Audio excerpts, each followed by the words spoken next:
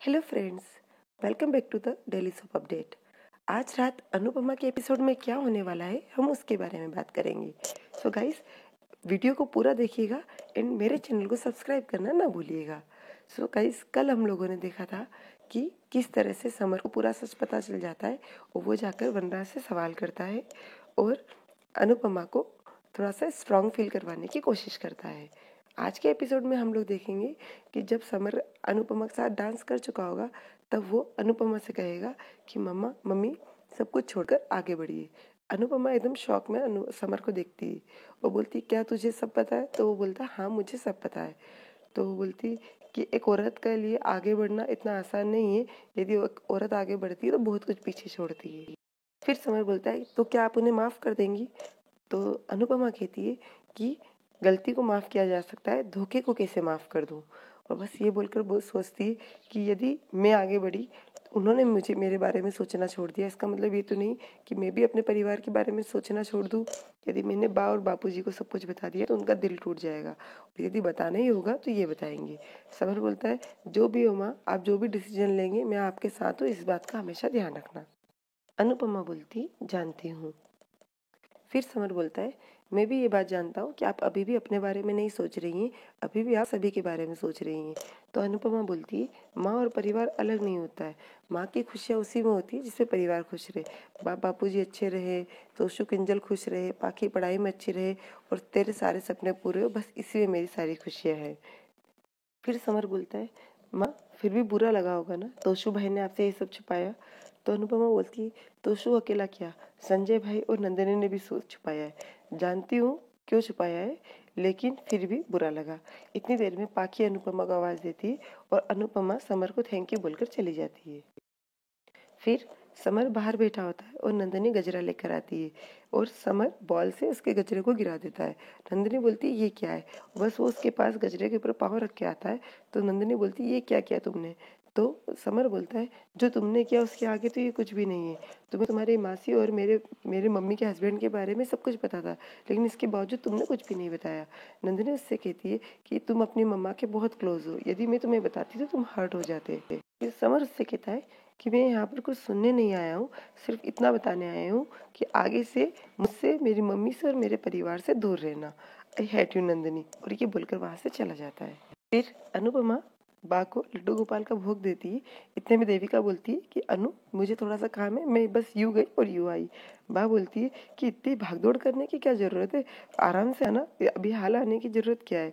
तो वो बोलती है कि बा मैं जानती हूँ मेरा यहाँ आना आपको अच्छा नहीं लगता, पर मुझे यहाँ आना बहुत अच्छा लगता है, इसलिए मैं यहाँ तो आऊँगी। फिर बापूजी और मामा जी बोलते बेटा तुम्हारा यहाँ आना हमें भी बहुत अच्छा लगता है। बा बोलती इस हम में मेरी गिनती मत करना। तो देविका बोलती I love you too aunty, और ये बोलकर जाने लग जाती है। इतनी देर में समर आता है, वो बोलता है मासी आप माँ को भी साथ में ले जाइए। वो बोलता है कि मम्मी को थोड़ा सा चेंज मिलेगा तो इन्हें अच्छा लगेगा।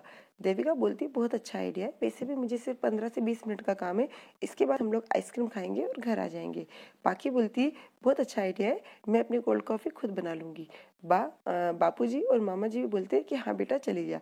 बा बोलती है कि ये चली जाएगी, वनराज आने वाला है, पर उसे तो इसी की चाय चाहिए होती है ना। इतनी देर में वनराज आ जाता है। तो बा बोलती है देख वनराज आ गया, जा इसके लिए पानी लेकर आ। अनुपमा खड़ी रहती है, पानी नहीं लाती है। तो इतनी देर में पाखी उसको वनराज को पानी देती है। वो बोलती है पापा आपकी कोल्ड कॉफ़ी मैं बना दूंगी, लेकिन आप प्लीज़ मम्मी को देविका आंटी के साथ जाने की परमिशन दे दीजिए। वनराज कुछ बोलता है, इसके पहले ही अनुपमा बोलती है देविका मैं तेरे साथ चलूंगी, मैं अभी कपड़े बदल कर आती हूँ। देविका बोलती है कि ठीक है मैं तेरा गाड़ी में वेट करती हूँ, और बाहर चली जाती है। इतने में वनराज भी देविका के पास आता है और उससे कहता है कि तुम मेरे घर आना बंद करो। देविका कहती है तुम्हारा घर नहीं है, तुम्हारे पिताजी का घर है, जब तक वो मना नहीं करेंगे मैं तो इस घर में आती रहूंगी। फिर वनराज उससे कहता है कि तुम जैसी औरतों को मैं अच्छी तरह से जानता हूँ, अपना घर नहीं संभलता है तो दूसरे के घर तोड़ने में लग जाती हो।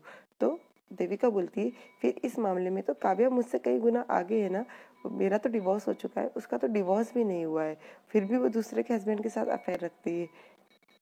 इतनी देर में अनुपमा वहाँ पर तैयार होकर आ जाती है और देविका से कहती है चले देविका। तो देविका बोलती ठीक है, और बस वो गाड़ी में बैठने लग जाती है। इतनी देर में वनराज अनुपमा को आवाज़ लगाता है और बोलता है कहाँ जा रही हो? तो अनुपमा कुछ नहीं बोलती। फिर बोलता है वो कहाँ जा रही हो, कब आओगी? अनुपमा फिर भी चुप होती है। फिर वो बोलता है घर के सारे काम कौन देखेगा, बापूजी को कौन देखेगा, तुम्हें पता है ना मुझे रात को में जाना पसंद नहीं है, आंसर दो कहाँ जा रही हो। फिर अनुपमा पलट कर बोलती है कि मुझसे सवाल पूछने का हक आप खो चुके हैं, और रही बात घर और परिवार की, उन्हें संभालना मैं अच्छी तरह से जानती हूँ। और बस पलट कर गाड़ी में बैठने लग जाती है और बोलती है मुझे जाना है तो जा रही हूँ, जब आना होगा तो आ जाऊंगी। और ये बोलकर देविका और अनुपमा वहाँ से चले जाते हैं। उधर किंजल और उसकी मॉम मसाज कराकर फ्री होते हैं, तो उसकी मॉम बोलती है कि मसाज कराकर सभी लोग स्ट्रेस फ्री हो जाते हैं, बट किंजल तुम अभी भी स्ट्रेस में लग रही हो, पारितोष और तुम्हारा झगड़ा हुआ है क्या, तुम जब से वहाँ से आई हो तब से कुछ स्ट्रेस में दिख रही हो। तो किंजल बोलती है कि मॉम ऐसी कोई बात नहीं है। तो राखी बोलती है कि वाओ मेरी बेटी तो अभी से ससुराल की हो गई है, वहाँ की बातें छुपाने लगी है। और बोलती है कि जो भी बात है वो वनराज और काव्या से रिलेटेड है ना। तो वो बोलती है आपको क्या पता है। तो बस राखी बोलती है कि मुझे बहुत कुछ पता है। और बस ये बोलकर किंजल बोलती है प्लीज़ मॉम उनका फैमिली मैटर है, उन्हें उन्हें ही हैंडल करने दो। और ये बोलकर वहाँ से चली जाती है। किंजल के जाने के बाद राखी बोलती है शक तो मुझे पहले से ही था, बस मेरे हाथ कोई सबूत लग जाए फिर तो ये शादी भी टूटेगी और वनराज शाह का घमंड भी टूटेगा।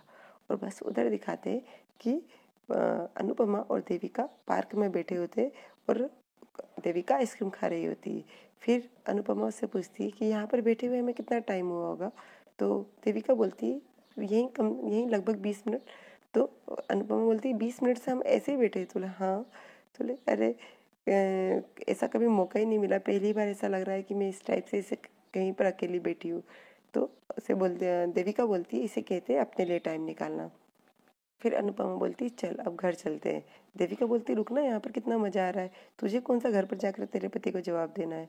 फिर अनुपमा बोलती है कि पति को जवाब नहीं देना है, एक पति पत्नी घर से बाहर रह सकती है लेकिन एक बहू के घर जाने का टाइम हो गया है। और ये बोलकर वो घर जाते हैं। उधर दिखाते हैं कि वनराज उसका वेट कर रहा होता है और पाखी आकर पूछती है पापा आपको कॉफ़ी अच्छी लगी। तो बोलता हाँ, अगर चाय चाहिए होगी तो भी मुझे बता दीजिएगा। तो बोलता ओके।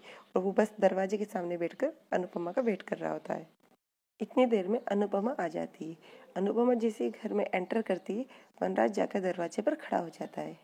बोलता है आ गई तुम्हें अपने घर की याद, थोड़ा और घूम लेती, बड़े पर निकल आए ना तुम्हारी उस सहेली के शय में। और बस यही सुनकर अनुपमा उसे घूरने लग जाती है। वनराज बोलता है मुझे आंखें दिखाने लगी हो, मत भूलो मेरे नाम की सिकड़ तुम्हें पहननी पड़ी थी अपने गले में। और बोलता है जाओ जाकर अपनी सहेली के साथ रहो, इस घर में तुम्हारी कोई ज़रूरत नहीं है। और ये बोलकर दरवाज़ा बंद कर देता है और अंदर आकर मुस्कुराता है। फिर अनुपमा बोलती है दरवाज़ा खोलिए। वनराज नहीं खोलता तो बोलती ठीक है यदि आपको तमाशा ही करना है तो ठीक है तमाशा ही करते हैं। वो बस इतनी देर में वनराज देखता है कि बा मंदिर में होती है और बापूजी और मामा जी हॉल में आते रहते हैं। तो बस वो घबरा कर दरवाज़ा खोल देता है। इतने में उसकी नेम प्लेट दरवाजे से गिर जाती है। अनुपमा नेम प्लेट को उठाकर वनराज के हाथ में देती है और अंदर आ जाती है। बस आज के एपिसोड में आप यही सब देखने वाले हैं। कल के एपिसोड में आप लोग देखेंगे कि नंदिनी अनुपमा और समर से माफ़ी मांगेगी और बताएगी कि मुझे जब पता चला था तो मैं आपको बताने वाली थी लेकिन आपको बता नहीं पाई। और बस बताती है कि मुझे उस दिन पता पड़ा जिस दिन मासी और वनराज अंकल शादी करने वाले थे।